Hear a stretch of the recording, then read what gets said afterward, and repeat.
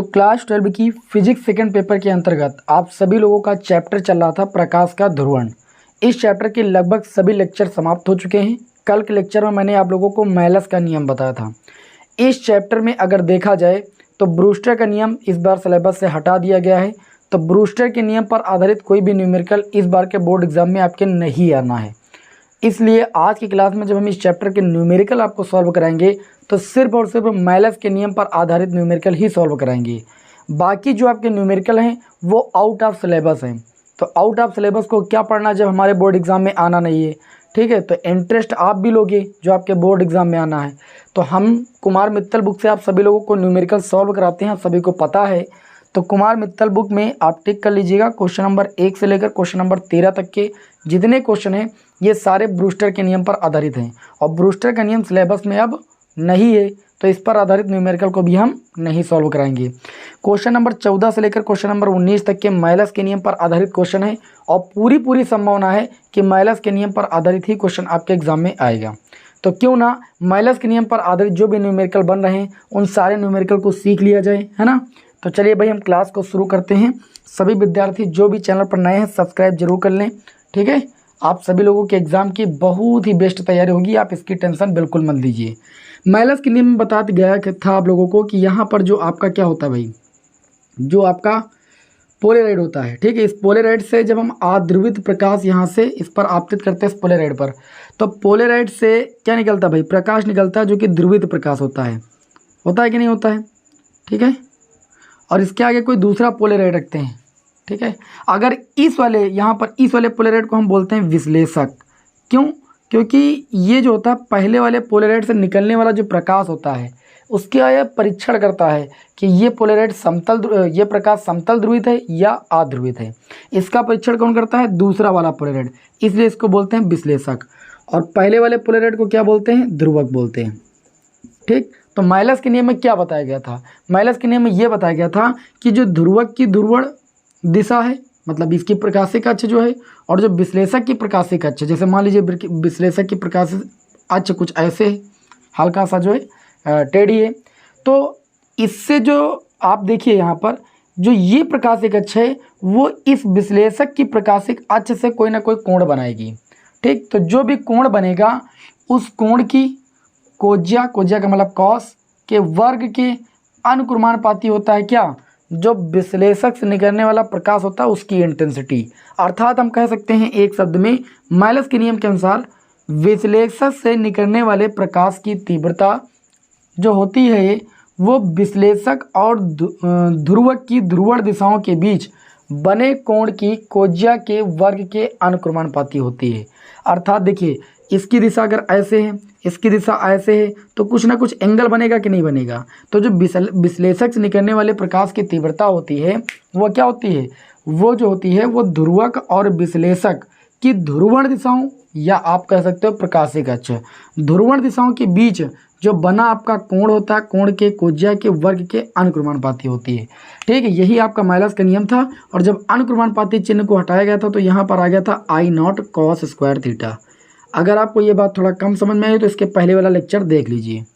अब यहाँ पर मैंने आपको बताया था कि जो पहला वाला पोलेराइड होता है इससे जो प्रकाश निकलता है वो समतल ध्रुवित होता है। और समतल ध्रुवित प्रकाश की तीव्रता को यहाँ पर कितनी माना गया था? I0। ये जो I0 निकल के आया ये होती है समतल ध्रुवित प्रकाश की तीव्रता, ठीक। और मैंने ये भी बताया था कि यहाँ पर ध्यान दीजिएगा, यहाँ से जो प्रकाश जब इस पोलेराइड से बाहर निकलता है तो यहाँ पर प्रकाश की जो तीव्रता होती है उसकी आधी तीव्रता यहाँ पर होती है। समझ पा रहे हो ना? यानी जो प्रकाश हम आपतित करते हैं पोलेराइड पर उसकी तीव्रता की आधी तीव्रता का प्रकाश निकलता है पोलेराइड से जो प्रकाश निकलता है। यानी पोलेराइड से जो प्रकाश निकलेगा वो समतल ध्रुवित प्रकाश होगा। तो जो समतल ध्रुवित प्रकाश की इंटेंसिटी होती है वो अध्रुवित प्रकाश की इंटेंसिटी की आधी होती है, यानी I0/2 होती है। और यहाँ पर अगर बात करें तो ये जो हमारा समतल ध्रुवित प्रकाश होता है इसको हम क्या बोलते हैं? समतल ध्रुवित प्रकाश की तीव्रता I0 बोलते हैं।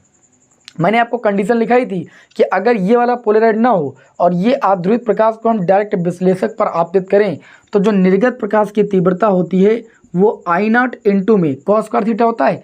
cos स्क्वायर थीटा का औसत मान लेते हैं। औसत मान कितना होता है? 1/2। मतलब 45 डिग्री कोण लिया जाता है और कॉस 45 डिग्री की वैल्यू कितनी होती है 1/√2, जो कि स्क्वायर होता है, स्क्वायर करेंगे cos स्क्वायर 45 तो आ जाएगा 1/2। तो cos स्क्वायर थीटा का औसत मान 1/2 होता है। इस स्थिति में जो विश्लेषक से निकलने वाले प्रकाश की तीव्रता होती है वो समतल ध्रुवित प्रकाश की तीव्रता की 1/2 होती है, यानी आधी होती है। अगर इतनी बातें समझ में आ गई तो मैं दावे के साथ कह सकता हूँ कि न्यूमेरिकल में आपको कोई भी दिक्कत नहीं आने वाली है। अभी देखना न्यूमेरिकल कितनी आसानी के साथ आपको समझ में आने वाले हैं, ठीक है ना। चलिए भाई, सूत्र याद रहेगा ही आप सभी लोगों को। पहला न्यूमेरिकल, दूसरा न्यूमेरिकल, तीसरा न्यूमेरिकल, क्रम से देखते हैं, बहुत ही जल्दी सारे न्यूमेरिकल सॉल्व करा देंगे। यहाँ पर अगर हम बात करें तो हमारा जो न्यूमेरिकल नंबर 15 होगा, है ना, नहीं 14 होगा, 13 नंबर तक तो सब ब्रूस्टर के नियम पर आधारित है, ठीक है, और 14 नंबर से ही जो न्यूमेरिकल वो हमारे सिलेबस में है। तो देखिए यहाँ पर आज की क्लास का पहला न्यूमेरिकल होगा और कुमार मित्तल बुक से क्वेश्चन नंबर 14 होगा। 8 वाट पर मीटर स्क्वायर का समतल ध्रुवित प्रकाश, प्रकाश कैसा है, समतल ध्रुवित। अभी मैंने कहा कि ब्रूस्टर के नियम में जो समतल ध्रुवित प्रकाश की तीव्रता होती है उसको I0 से व्यक्त किया जाता है। I0 बराबर आपको दिया गया है 8 वाट पर मीटर स्क्वायर, ठीक, इसको रफ कर देते हैं। ये समतल ध्रुवित प्रकाश की तीव्रता है, इसका मतलब वो एक बार जो है पोलराइड से बाहर निकला है तभी तो समतल ध्रुवित प्रकाश निकलेगा, और वो समतल ध्रुवित प्रकाश हमारा कहाँ पर पड़ेगा, विश्लेषक पर पड़ेगा। तो इसमें बताया गया है कि जो समतल ध्रुवित प्रकाश है वो एक पोलराइड पर इस प्रकार आपतित होता है, यानी जो दूसरा वाला पोलराइड है उस पर ये समतल ध्रुवित प्रकाश आपतित होता है। तो उसके वैद्युत वेक्टर के कंपन पोलराइड की संचरण अक्ष से 30 डिग्री का कोण बनाते हैं, एंगल जो है वो आपका 30 डिग्री बनाते हैं। जो दूसरा वाला पोलराइड है उसकी अक्ष अगर मान लीजिए ऐसे है तो जो हमारा समतल ध्रुवित प्रकाश आया है उसके वैद्युत वेक्टर के कंपन मान लीजिए ऐसे निकले हैं, ऐसे निकले हैं, तो ये इस अक्ष के साथ कितने डिग्री का कोण बना रहे हैं, 30 डिग्री का कोण बना रहे हैं, वो बात कह रहे हैं। तो थीटा बराबर 30 डिग्री हो गया। उसके बाद क्या, पोलराइड से निर्गत प्रकाश की तीव्रता, मतलब आई का मान निकालना है। आपने पढ़ा है माइलस के नियम से, क्या लिखोगे, माइलस के नियम से। माइलस के नियम से हम जानते हैं कि जो विश्लेषक से निर्गत प्रकाश की तीव्रता होती है वो कितनी होती है, I0 cos स्क्वायर थीटा के बराबर होती है। I बराबर I0 यहाँ पर क्या होती है, समतल ध्रुवित प्रकाश की तीव्रता, ठीक, या कह सकते हो विश्लेषक पर आपतित प्रकाश की तीव्रता कितनी है आपकी 8 है, और गुणे में cos स्क्वायर थीटा की वैल्यू कितनी है 30 डिग्री है। I बराबर 8 गुणे cos 30 की वैल्यू कितनी होती है, आप कहोगे √3/2, इसका स्क्वायर स्क्वायर कर दीजिए, 8 गुणे √3 का स्क्वायर कितना हो जाएगा 3, 2 का स्क्वायर कितना हो जाएगा 4, 4 दूनी कितना हो जाएगा 8, तो I बराबर हो जाएगा 2/3 कितना भाई 6। तीव्रता यहाँ पर भी थी तो मात्रक यहाँ पर तीव्रता है तो मात्रक वही रहेगा वाट पर मीटर स्क्वायर। ये माइलस के नियम पर आधारित आज की क्लास का पहला न्यूमेरिकल था, ठीक है।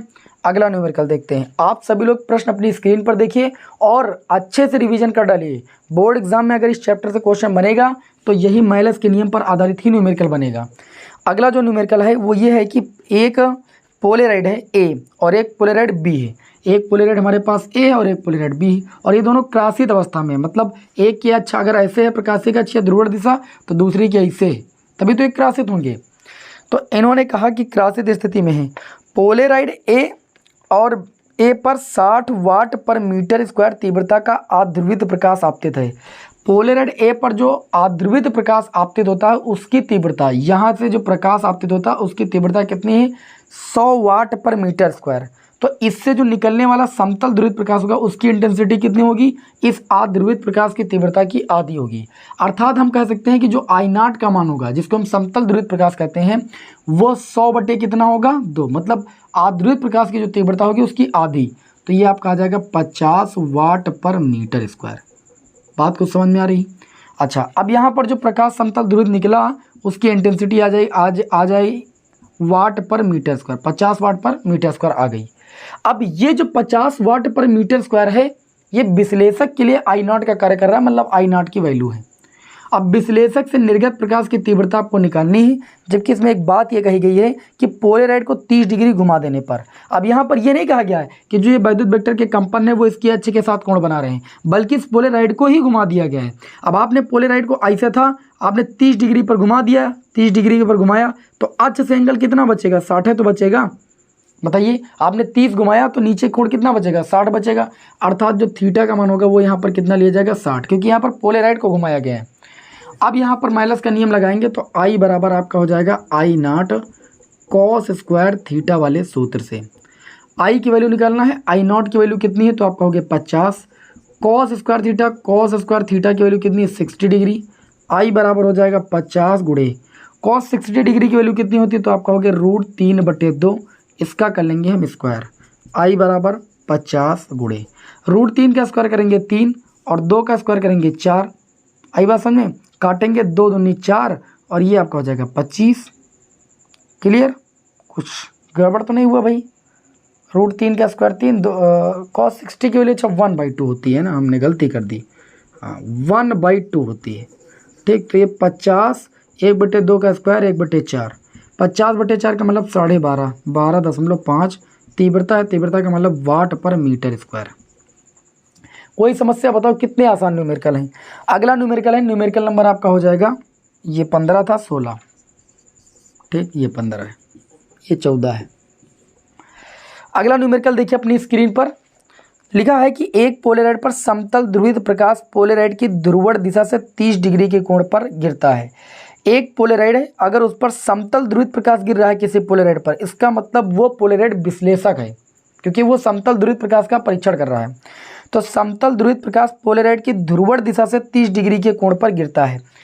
पोलेराइड को नहीं घुमा रहे हैं, 30 डिग्री के कोण पर गिरता ही है, यानी थीटा हमारा 30 डिग्री है। और इन्होंने कहा पोलेराइड से जो निर्गत प्रकाश की तीव्रता है, निर्गत प्रकाश की तीव्रता आई होती है, और आपतित प्रकाश की तीव्रता का कितना % है।